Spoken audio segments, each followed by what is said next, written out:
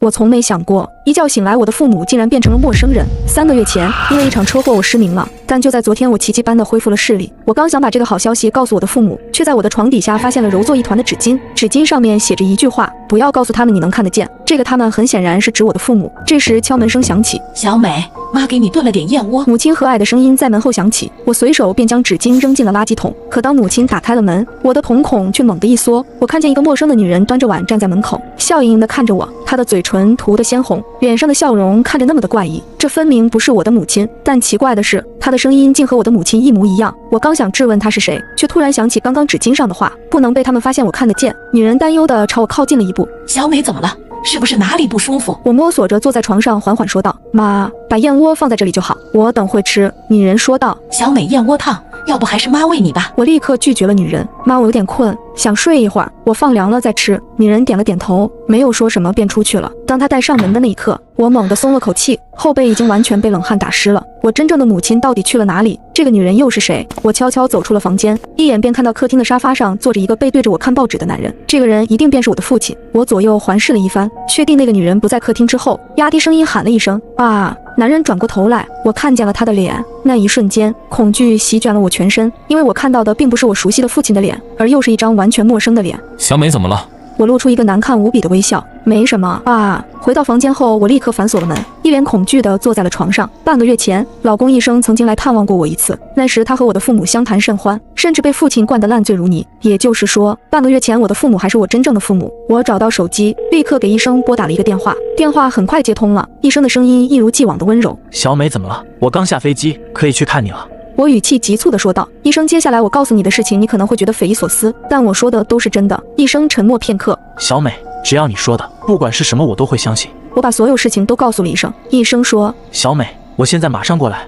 从机场开车到这里大概要1个小时，想到医生会过来，我心里踏实不少。突然屋外响起了敲门声，小美该吃药了。外面响起了父亲的声音，我心跳加快，死死地看着门外。见我许久没有出声，男人开始转动门把手。怎么锁门了？小美，不吃药的话，你的眼睛会好不了的。男人催促我开门，我下定决心无论如何也不会开门，除非医生过来。随后我听到了他下楼的脚步声，我这才松了口气。突然我又觉得有点不对劲，我局促不安地走到门边，听着门外的动静，小心翼翼地趴了下来，想透过门缝看看外面的动静。而就在这个时候，我对上了一双眼珠子，那个男人就趴在门缝下，死死地瞪着我。那瞬间我浑身都是冷汗，我装作没看见的样子，缓缓在地上摸索了起来。奇怪，我的手机刚刚明明掉地上的，那双眼睛从缝隙里消失了。我一下子瘫坐在地上，大口大口地喘着粗气。这对诡异的男女出现在我身边，肯定有不可告人的目的。我不知道我的父母到底去哪里了，现在我唯一能做的就是等待医生的到来。煎熬地等待了1个小时之后，我终于等来了医生的电话。电话那头的医生声音听起来非常焦急：小美，你现在到底在哪里？医生的话让我觉得很奇怪，我就在别墅里啊，你之前来过的，你该不会找错地方了吧？我也很焦急。我就在别墅里，但是你和叔叔阿姨都不在，这里布满了灰尘，好像很久都没有人住了一样。他的话同样让我惊骇不已，医生还给我发来一张照片，我一看照片，的确是在别墅里，只不过真的如同医生所说的那样，别墅里满是灰尘，看起来似乎很久无人居住了。我的心脏跳动得非常厉害，守不住地颤抖着。医生，我就在别墅里，到底是怎么了呀？我还活着吗？这瞬间我情绪几乎崩溃，医生安慰我：小美，你别哭，我绝对相信你，我已经报警了。你现在听我说，在警察到来之前，不要让他们发现你能看得见。眼睛恢复视力当天，我收到一张纸条，不要告诉他们你能看得见，而这个他们指的是我的假父母。我刚要去楼下拿充电器，却被我的母亲叫住。女人的脸凑得离我很近，嘴角咧开一个夸张的弧度。小美呀，我才发现你走楼梯的速度比之前快了很多呢，你是不是能看见了呀？妈，我看见了，会和你说的。我在这里生活了3个多月了，自然走得快。女人笑了笑，伸出那双冰冷的手摸了摸我的脸蛋。我还以为小美能看见了呢，要是小美能看见了，可不要隐瞒爸爸和妈妈。等女人走后，我的双腿都控制不住的颤抖，我必须要离开别墅。突然我听到厨房里传来吱呀一声，橱柜的门突然开了一条缝隙，一双惨白毫无血色的手软软地垂了下来。我被吓得面色陡然煞白，这双手的手指上有一个我熟悉无比的黑痣，这是我母亲的手。我双眼通红，浑身颤抖，这双手毫无温度，甚至已经发青，一看就不是活人的手。我的母亲不是失踪了，而是遇害了。这对男女杀死了我的母亲，藏在了这里。这一瞬间，我的第一反应就是跑。当我转过头时，竟看到男人从我对面微笑着走来，他的视线先是落在了橱柜外的那只手上，随后猛地看向了我。小美，你在这里做什么呢？眼睛怎么这么红？男人的声音十分关切，但我看到他拿起了一把锋利的水果刀，猛地朝我的眼睛扎了过来，刀尖就停留在我眼睛的1厘米处。这一瞬间，我爆发了强大的求生欲，只有一个念头，我不能被发现能看得见。见我的眼睛一眨不眨，男人才缓缓放下了刀。小美，爸来做你最爱吃的红烧肉。男人打开了橱柜，我母亲的脑袋就这样滚了出来，滚到我面前，我差点尖叫出声，但我还是要装作没看到的样子，对男人露出一个微笑。好的，爸。但紧接着下一幕更让我惊恐愤怒，只见男人拉开橱柜，他把尸体扔在了桌台上，我眼睁睁地看着男人举起菜刀，手起刀落，我胃里一阵翻江倒海，同时涌起巨大的悲伤和绝望。我想要离开这里，但却被男人出声阻止了。小美，帮爸爸一个忙，这肉有些难切，你帮爸爸扶着点。他是想试探我的反应，我是绝不可能面无表情地看着男人肢解我母亲的尸体的。我调整了一下呼吸，微笑着说道：爸，我有点累了，想要回去休息一下。男人也笑着说道：那你去休息吧，这里爸来处理就好了。回到房间之后，我再也控制不住自己的情绪，放声大哭起来。我深爱的母亲死了，很可能我的父亲也遇害了。我深呼吸一口气，拨打了报警电话。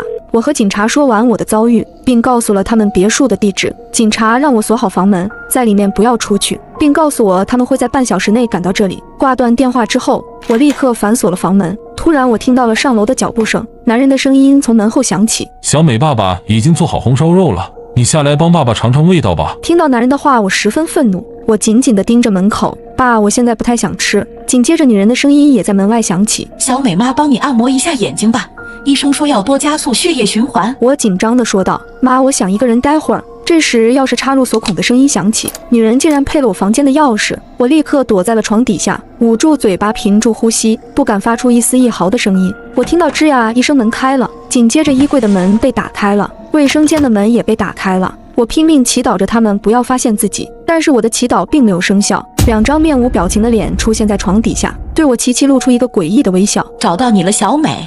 我居然在橱柜里发现了母亲的尸体。最近，我失明的眼睛奇迹般的恢复了，但我发现身边的父母竟然变成了一副陌生的面孔。我正纳闷呢，直到我偶然间发现了母亲的脑袋，才明白原来是这对男女杀死了我的母亲。我吓得赶紧躲在了床底，可下一秒，2张面无表情的脸就出现在床底，对我齐齐露出一个诡异的微笑。我被吓得尖叫：你们不是我的父母，我都看见了，我的妈妈已经被你们杀了，她的尸体还被你们做成了红烧肉。女人冲上前来捧住了我的脸：小美，你能看见了，你的眼睛好了。我猛地推开她：不要再假装你是我的妈妈了，我真正的父母已经被你们杀了。男人愣愣地看着我：小美，你在说什么呢？你妈妈就在这里，哪有什么尸体？我一气冲到了厨房里，但离奇地发现地上我母亲的脑袋消失了，母亲的尸体也变成了一块猪肉。我面色发白，节节后退，不敢相信我看到的。这时女人突然大声哭了起来：之前医生就提醒过我们，说你可能会出现一些车祸后遗症，但我们都没放在心上。你现在是怎么了呀？我扭过头，死死地看着这2张陌生的脸庞。你们有什么证据证明你们是我的爸妈？女人擦了擦眼睛，颤巍巍地拿出了手机。我注意到她的手指处竟然也有一个和我母亲一模一样的黑痣。女人给我展示了手机上的照片，手机里是我们一家3口甜蜜的合照，照片上显示的日期正是3个月前我没有失明的时候。难道我真的生病了？我因为生病所以产生了幻觉吗？我迫不及待地想要知道真相，于是我拨通了老公医生的电话。医生很快接通了。小美怎么了？我哭喊着说道：医生，我真的生病了吗？到底是怎么回事？你快来帮帮我！医生立刻回复道：小美，你别怕，我马上就到。挂掉电话后，我手里握着一把水果刀，不停地颤抖着。突然，女人死死地抓住了我的肩膀：小美，你怎么不相信我们了？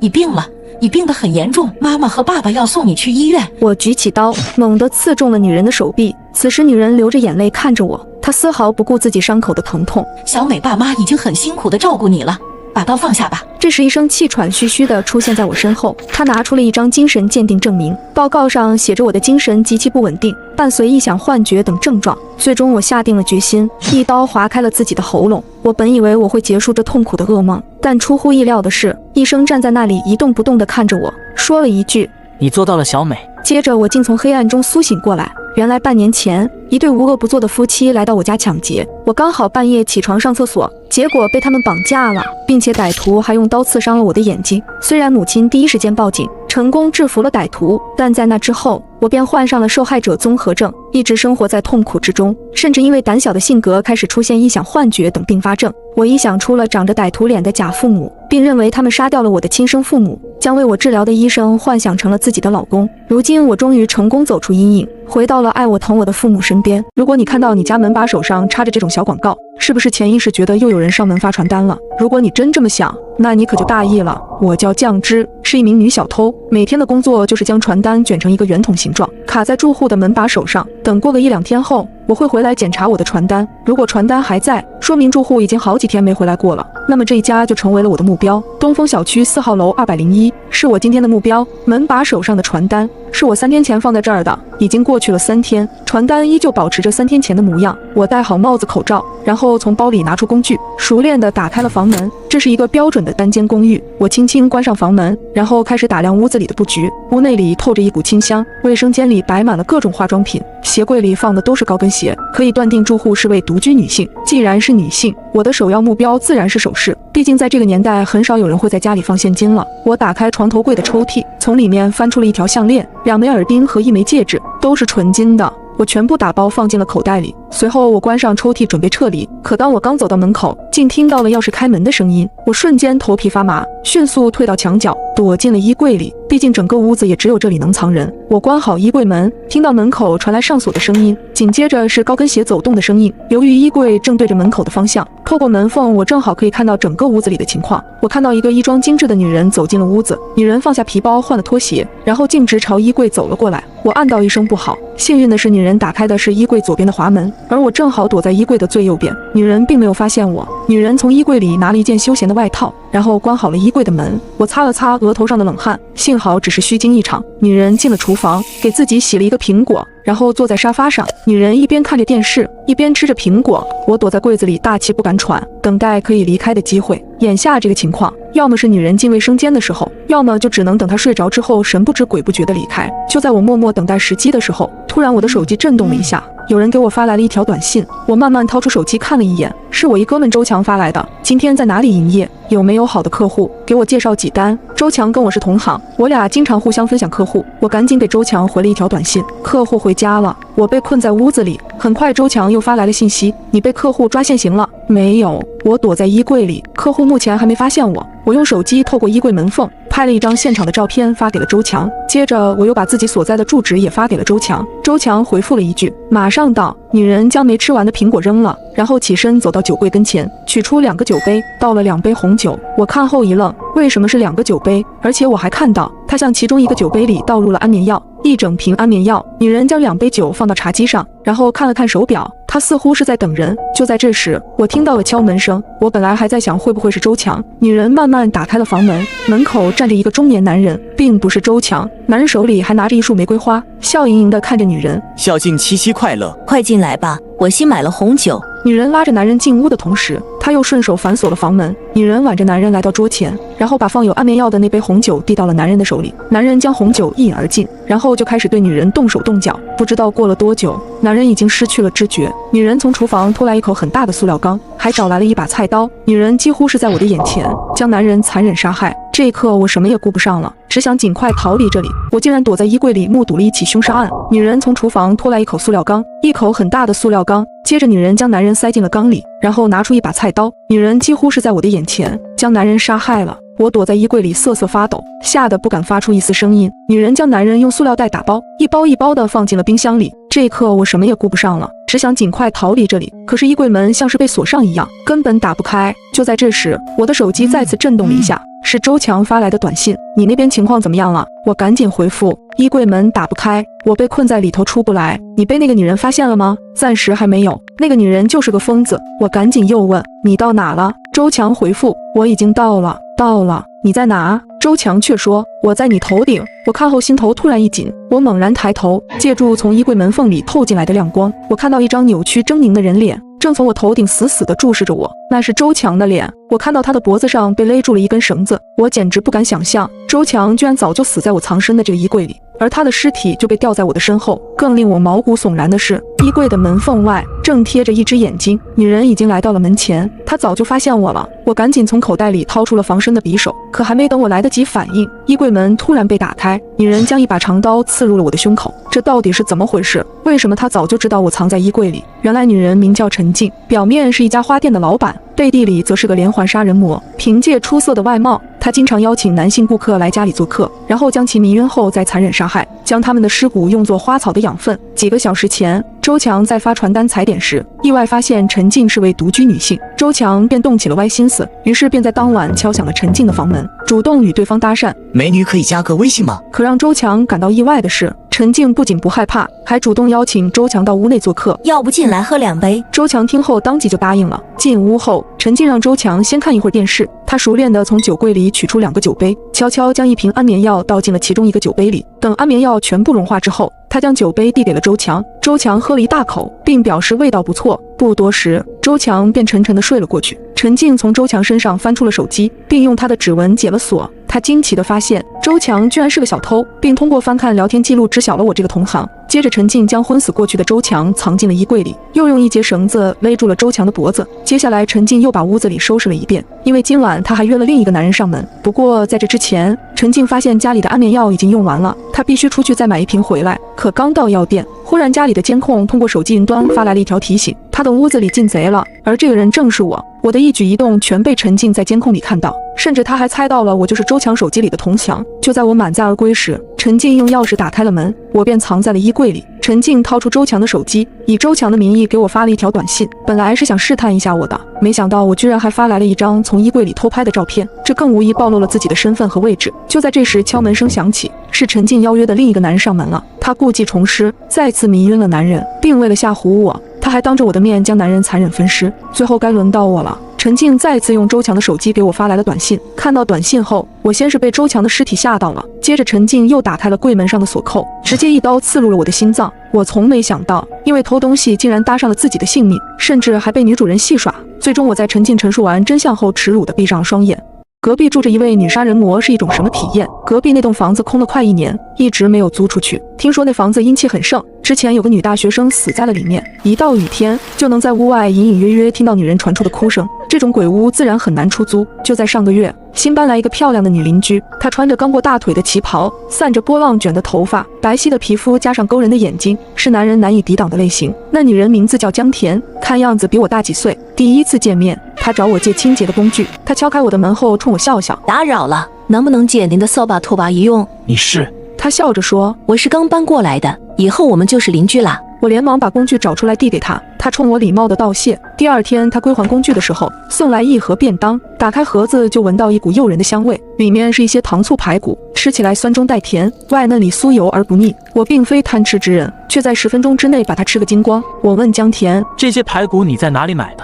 和我以前吃的都不一样。江田问，好吃吗？我用纸巾擦擦嘴说，非常好吃，简直是人间美味。江田笑着说，你要是喜欢，以后我就经常做给你吃，不过食材不好弄，得费点功夫。这个女邻居有点神秘，首先是她的衣着，什么时候看见她都是穿着旗袍，哪怕在狂风大作的雨天，那天气温非常低，我穿着毛衣都觉得冷，她却穿着紫色旗袍站在窗边，看见我正看她，对我露出一个诡异的笑容。还有就是她的生活习惯，她几乎不用任何智能产品，手机、电脑、电视机，她的房子里都没有，唯一打发时间的娱乐活动就是看书。最后就是她的职业，除了隔几天去外面采购一次，她几乎都待在屋里。那么她的收入来源是什么？大概1个星期后，我见到她和一个男人回来，那个男人年纪很大，头发都白了一大半，手还特别不老实的在摸她屁股，而她却没有一丝不悦的表情。我以为那男人是她老公，冲他们打了个招呼。那男人被吓了一跳，问谁呀？江田说，我邻居。男人有点急不可耐的样子，拉着江田朝屋里走。那一晚我正在玩电脑游戏，本来戴着耳机，却依稀听到一声惨叫，那声音非常刺耳，就像动物被宰杀时发出的叫声。我吓了一跳，取下耳机侧起耳朵，想听到底是什么动静。结果好几分钟过去，门口响起敲门声，我穿上拖鞋，开门后看到脸色微红的江田，他对我说，不好意思，我家的菜刀坏了，能不能借用下你的刀？我从厨房拿刀递给他，你刚刚有没有听到什么声音？江田露出一丝若有若无的笑意。什么声音？我疑惑地挠挠头，好像有什么东西在叫。江田看着我的眼睛，你听清楚了吗？我摊开手，我刚刚在玩游戏，隔着耳机好像听到一声。江田接过我的菜刀，安慰我说：“可能是你听错了，已经这么晚，你应该早点休息。”我看看墙上的时钟，确实不早了，已经快12点。关上门的那一瞬，我突然纳闷起来，已经是午夜，他借我的菜刀想干什么？第二天，江田归还菜刀的时候，如约带给我一盒红烧肉，不知道是他的厨艺太好，还是我饿得太厉害，我很快就把那盒红烧肉吃了个底朝天。江田对我的吃相很满意，全程都带着欣然的眼神。临走时，我问他：“昨天那位先生是？”江田平静地说：“他是我一个普通朋友。”我想起那男人颇为猥琐的小动作，心里有点怪怪的。我问江田：“他人呢？”江田淡淡的回答：“昨晚坐了一会就走了。”过了没几天，江田又带了一个大学生模样的男孩回来，男孩一只手搭在江田的腰上，整个人痞里痞气。进门的时候，那男孩还亲了江田脖子一口，江田没有推开他，反而只是对他笑笑。难道说这个小毛孩才是她的男朋友？过了一天，江田给我送来一份爆炒牛筋，我问他那个男生是谁，江田说是他的远房表弟。表弟能做出这么亲密的动作吗？我有点怀疑，但无论如何，和什么人有什么关系，说到底也是品性问题。我对江田又没有想法，所以没太在意。直到我哥们阿成来找我的那一天，我才意识到问题有多么严重。阿成是我初中就认识的朋友，为人很讲义气，在社会上也很混得开，唯一的缺点就是好色，经常看见美女就走不动道。那天阿成正在跟我抱怨我住的地方太偏，江田端着盆子从门口走出来，他踮起脚一件一件的晾衣服。阿成看到江田的模样后眼睛都直了，吞吞口水说：“终于知道你小子为什么搬到这鸟不拉屎的地方来了，原来有个美女邻居。”我看他的样子就知道他起了色心，提醒他：“你别起坏心思。”我的话还没讲完，阿成已经跑到江田跟前，问他需不需要帮忙。我连忙追出去，对江田说：“对不起，对不起，这是我朋友，他脑子不大灵光，你别理他。”江田饶有深意地看了我一眼，他笑着说：“你朋友一直这么乐于助人吗？”阿成眼睛直勾勾地盯着江田白皙的大腿，哈喇子都快流出来。那天晚上，阿成破天荒地留了下来，要在我这里住一晚。我说：“你明天不用上班吗？”阿成说：“太晚了，我不想开夜车，图安全。”简直是司马昭之心。那天深夜，我迷迷糊糊听到开门的声音，想必是阿成开的门，应该又是去找江田搭讪了。我在心里骂了句人渣，就又昏睡过去。可我没能想到，阿成就这么人间蒸发了。我朋友是个好色之徒，我怀疑他的失踪与隔壁女邻居有关。朋友的车停在小区门口，一直到第二天中午，我都没见到他的人影，跟他打电话也总是关机。我心里觉得不对劲，敲响了邻居江田的房门。江田一副刚睡醒的样子。怎么啦？你有没有见到我那朋友？没有。他没有在你这儿吗？你的朋友为什么会在我这里？我哑口无言，确实没有任何证据表明阿成来过他的住所，我只能回到自己的地方，通过各种联系方式寻找阿成，一找就是3天，整整3天阿成没有去上班，也没有回到自己的公寓。值得一提的是，阿成消失的那一天，江田又端着一盒吃的过来找我，可我根本没有胃口，直接拒绝了他。内心的直觉告诉我，阿成的消失和江田有关，这个女人身上有太多的谜团。就在这时，我看到门外的垃圾桶里有一双球鞋，总觉得有点熟悉，在脑海里拼命回想，这不是江田带回来的那个大学生穿的吗？为什么那些他带回来的男人后来都没有出现过？我决定调查这个神秘的邻居。阿成的背包还放在桌子上，我突然想起来，他们公司好像在做一个袖珍定位器，这个机器只有米粒大小，可以精确定位对方的位置。那天傍晚，我敲开江田的门，假装跟他借东西，实则偷偷将定位器放在了江田的衣服上。之后我便用手机开始对江田实时监控，手机上的光标显示江田一直在房子里活动。可到了凌晨3点，我看到江田出门了，已经距离我超过1公里。我和江田的房子是挨着的，我顺着窗户悄无声息地爬进了江田的卧室。他的房间诡异的要命，除了一张床和一个梳妆台，几乎没有任何东西。我搜索了一下他的床铺，在他的枕头下面找到一张黑白照片，照片上的江田穿着学生装，看上去有点憔悴。我将照片放进了口袋里，接着又开了左边房间的门，那是他的书房。一股霉味扑面而来，我用手机的照明灯四处打量，发现那些书都是上个年代的书籍，还有一些甚至是绝版书，早在80年代就没有再印了。正当我随手翻着那些旧书时，突然听到一个奇怪的声音，那声音很微弱，仿佛有人在呻吟。我顺着声音找过去，在客厅的角落停住脚步，声音居然是从墙后传来的。难道说这房子还有密室？我认真地检查了每一块墙面，竟然真的打开了密室的房门。我冲着漆黑的密室方向喊：“阿成，是你吗？”他没有回答，只是单调地重复2个字：“救我，救我。”我摸索着走进密室，把手机照明调到最大，照向阿成的那一瞬间，我见到永生难忘的一个场面。阿成只剩下一个脑袋，整个人被装进了一个大坛子里，而整个密室到处是这样的坛子。我看到了那个老头和那个大学生，这是人质。我刚要上前营救阿成，突然手机震动了一下，发现原来是江田回来了。我对阿成说：“坚持住，我马上回来救你。”接着我连滚带爬地跑回了自己房间，并立刻报了警。喂，警察吗？我邻居是杀人犯，你们快来！对面的警察说道。请做好自我防护，我们马上就到。挂掉电话，我竟离奇地发现手机上显示江田距离我不到10米，随之而来是一阵急促的敲门声。江田就在我的门外。请问你在家吗？我来给你送排骨吃了。此时的我早已吓尿，不敢靠近门口半步。过了一会，门外才安静下来。我壮着胆子悄悄走进客厅，离奇地发现桌子上多了一盒便当。我吓得愣在了原地，手机突然再次震动了一下。我连忙看去，竟发现江田与我不到1米。我立刻感到后背发凉，猛地一回头，正巧对上江田那副诡异的面孔。我被吓得当场晕了过去。再次醒来时，几名警察围在我的床边。我迫不及待地想要知道江田是否被抓住了，可警察却告诉我，经过与房东核实，你的隔壁根本就没有租户。我被惊住了。怎么可能？我有这个女租客的照片。说着便将口袋里的照片递给警察。警察看了看，告诉我，照片里的女孩早在10年前就死了，是被一名富豪的儿子给强暴致死的，当时还是我办的案子。但离奇的是，警察竟然在隔壁的房间里发现了我朋友和其他几名受害者的尸体，他们拥有共同的特点，全部都是好色之徒。而当我再次看见桌子上的排骨时，我立即捂着肚子跑去了厕所。